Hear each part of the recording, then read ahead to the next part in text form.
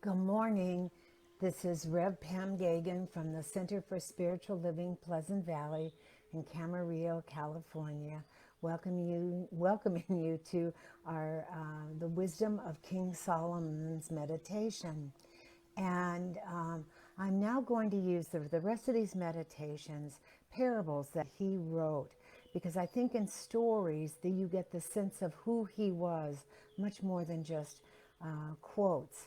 And so today we are talking, first of all, we're going to relax in. I'm going to tell you a story that King Solomon is based on what King Solomon was recorded to have done and said. And then we're going to end with affirmations. And the affirmation that we're using today and the story we're going to use is the one about the baby and the water. And so as I go within, let us just know that when King Solomon lived in the 10th century BCE, he was wealthy and wise, and he succeeded his father, King David. And he also reigned for over 40 years and was characterized by prosperity and peace thanks to his commercial and political ties with all the neighboring countries and lands. He allied them to him with Hiram. He made friends with King Hiram of Tyre, who provided him with cedar wood for building the first temple, and with the Egyptian Pharaoh, who gave his daughter as wife to Solomon. So marital alliances, foreign royal families combined with political treaties and commercial relationships enabled the kingdom of Israel to gain international importance during that time. And it was indicated by the famous visit of the Queen of Sheba to King Solomon's palace. So beyond this, Solomon, contained, acquired quite a reputation of sound, great judgment, and most notably the judgment on Solomon, in which he ruled uh, uh, during a court case, which we're going to go into, between two women, both claiming to be the mother of a child. So I just want you to relax in and just feel that wave of energy coming up through the Middle Earth, coming up through the feet, wherever you are in your chair, in your bed, on the floor, whatever it is, even standing, if that's what you're doing. Just relax in and feel that energy coming up through the feet, grounding you. Feel that tube of light grounding you and coming up to the ankles and the calves, the knees, the thighs, just relaxing in, just relaxing and relaxing in.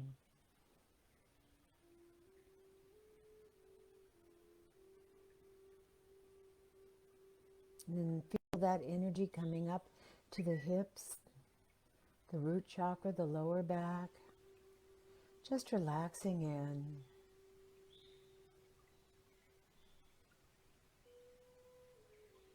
To the lower abdomen, lower back, upper abdomen, upper back, healing and revealing the ease and grace inside and out of the body as it breathes freely. That breath of God breathing you, that breath of life living you, revitalizing every cell, electrifying every cell, bringing it all to life, and yet totally in the oneness of it all, relaxing in. And so now as you breathe that energy up into the heart space, place your hand on your heart and breathe in as you relax in into that beautiful emerald green chakra with a God is on the in-breath. And think all the things that God is at its highest level, in and through and surrounding you. Joy, love, peace, expansion, wisdom, the givingness and receivingness of it all. And I am, knowing that with the I am, all those things stated are already yours. Now, breathing in silently two more with God is. Envisioning those qualities. And I am on the out breath. And one more. And then feel that energy going up through the throat chakra, down the shoulders.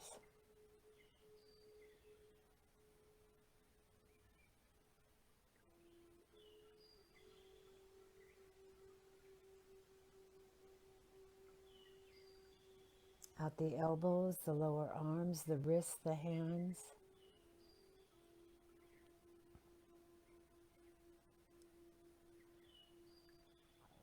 Electrifying the fingertips. And then right back up. The shoulders, relaxing the shoulders in, letting them drop, letting the head drop. Just relax. If you want to, roll the shoulders back. But just letting them drop and relax in. For you can right now relax in.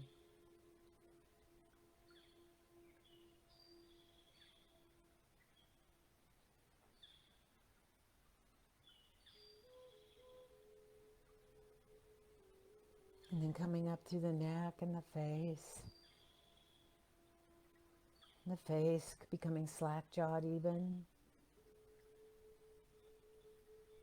The energy going up through the third eye. The intuitive third eye.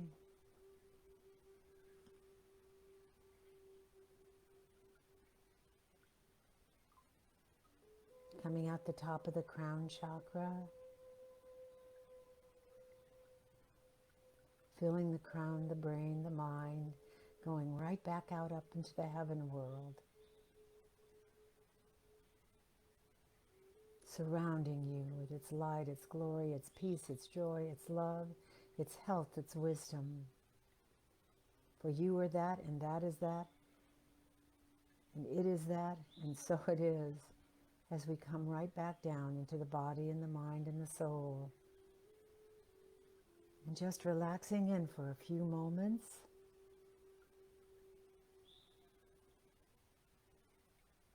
Breathing it all in.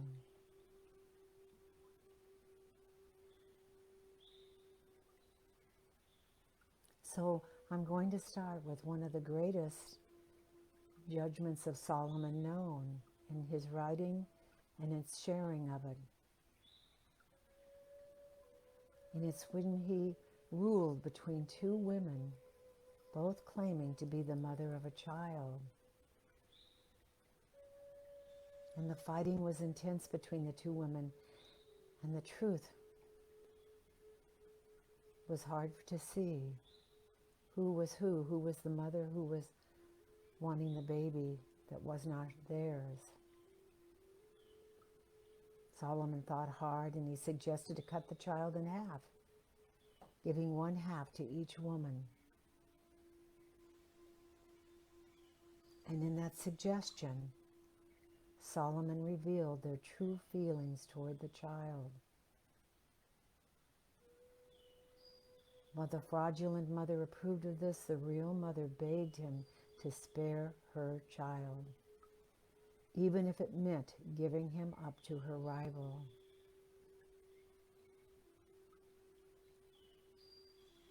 Thus, he was able to identify the real mother from the love and compassion she had for the child.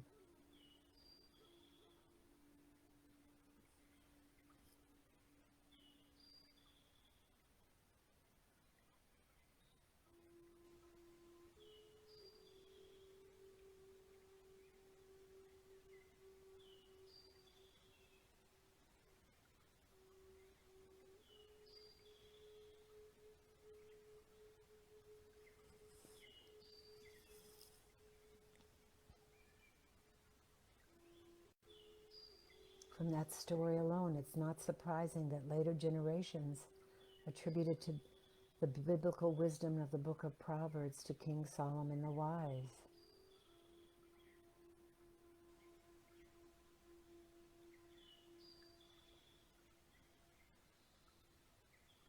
But the book of Proverbs is more than simple maxims.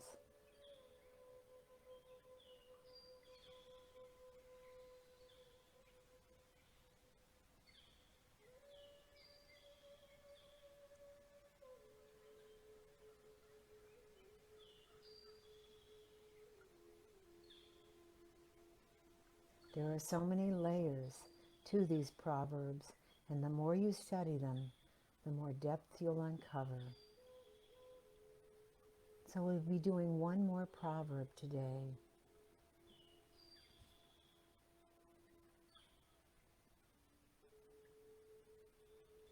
And it is, as the water reflects the face, so the heart reflects the person.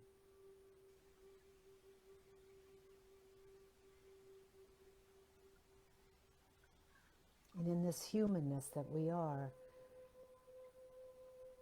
I believe we all have days, even months, in which the world seems darker to us than light. And we see what's wrong, and the misery, and selfish people out there.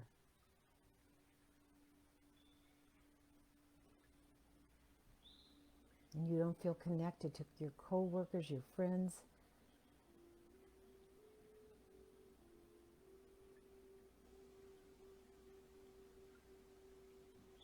And driving back and forth, you see the traffic and you see the anger on the highways. And you're just put even more into a sea of despondent commuters.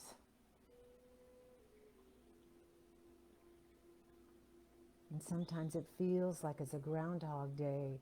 The same scenario is repeated over and over and over again.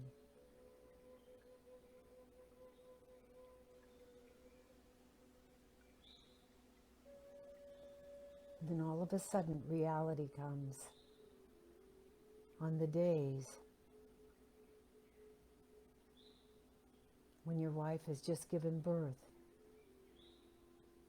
or is in labor, and a few hours later, you're holding the greatest birthing experience, the greatest bundle of joy, and everything is different. There is inspiration, there is hope. Groundhog Day is over. Because you see with new eyes, you see with a new open heart.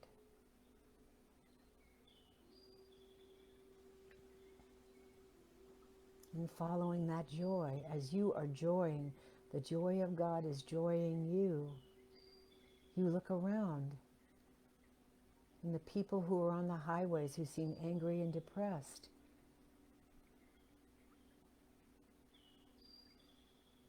everyone looks happy because you're happy.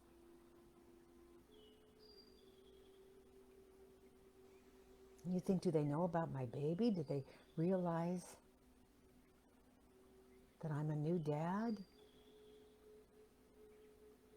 And then your colleagues who you were not trusting and feeling you were constantly going upstream, traveling upstream instead of going with the flow with you, you walk in and they smile and congratulate you and you feel like they're your best friends. And you wonder, how is this possible?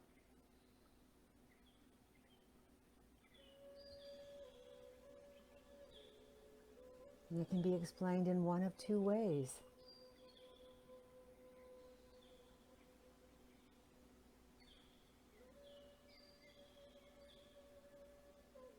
Maybe every person you come in contact with on the highway, your co-workers, your friends, won the jackpot last night, or had a new baby of their own.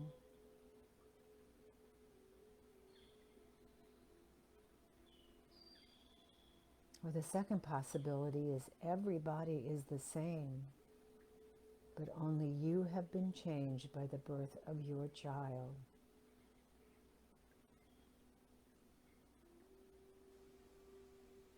The Razor's Edge says we have a winner here.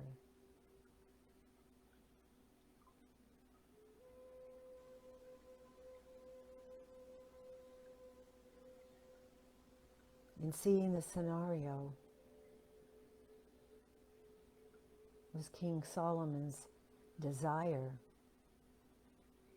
that you don't wait around for some miracle baby to come along and change you,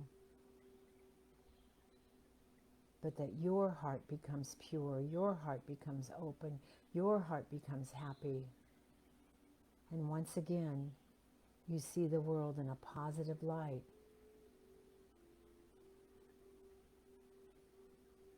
And you see more smiles as you smile more. People being more positive because you're more positive. So King Solomon tells us, as water reflects your image, so does another person's attitude towards you reflect what you feel in your heart. So change your ways. Stop gossiping. Open up to see the good.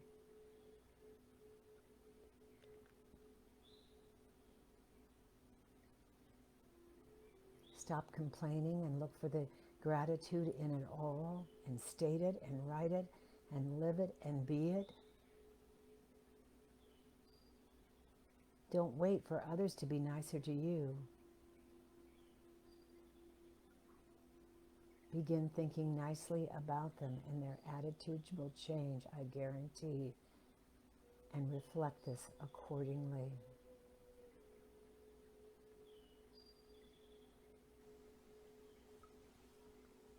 So as you continue to relax in, I'm going to end with affirmations.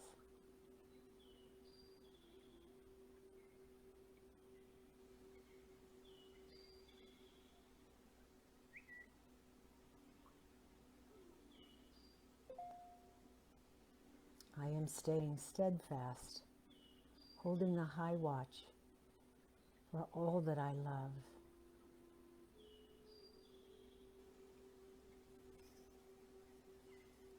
And I follow those leaders who also hold that highest image. One that chooses love over hate, like the mother did, the real mother did.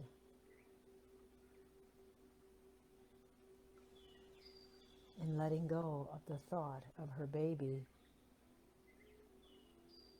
being decimated, wanting the highest and best for her child, no matter what heartbreak it brought to her. So I hold the highest and best, and I take the high road.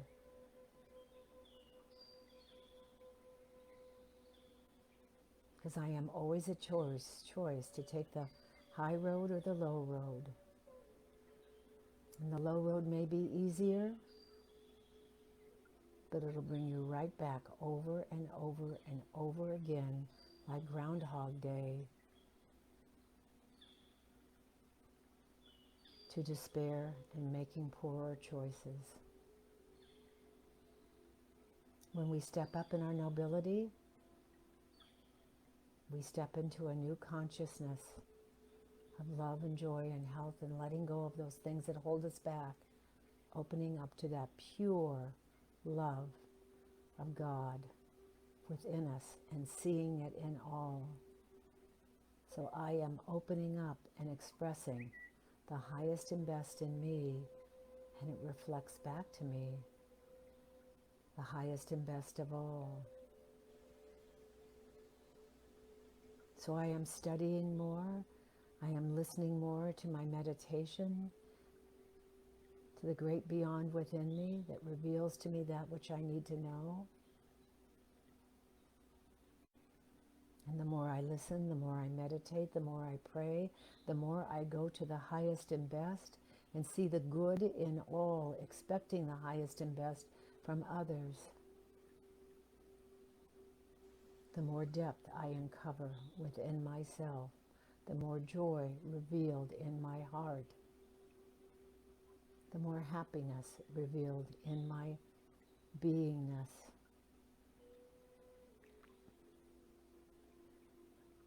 And as I leave here today, everywhere I go, I see that face of God facing me, for it is me reflecting back As the water reflects the face, my heart reflects the other person back to me, and only good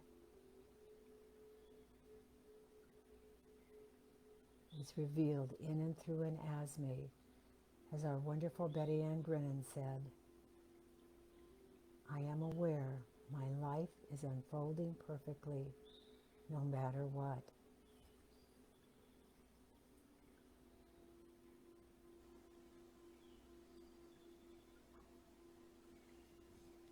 So let's just take that in for a moment and keep relaxing in. Just breathing easily.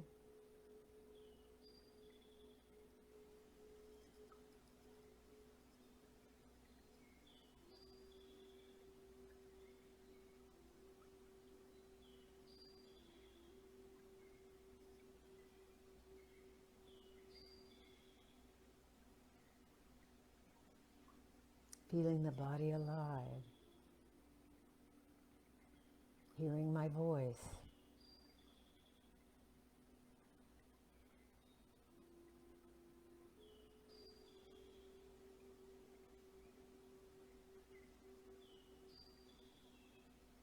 Feeling the body in whatever position it's in, the chair, the bed. And just go into the emptiness of the feeling nature of it all.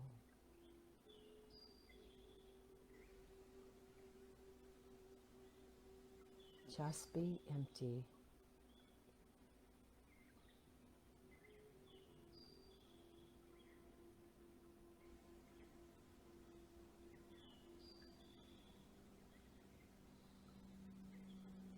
Just be empty.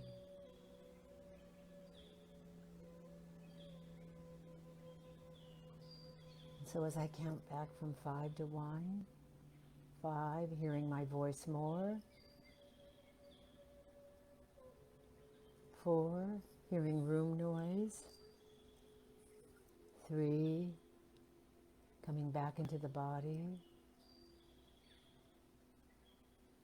2, moving the feet and the hands. And 1, opening the eyes when ready and beginning a blessed new day.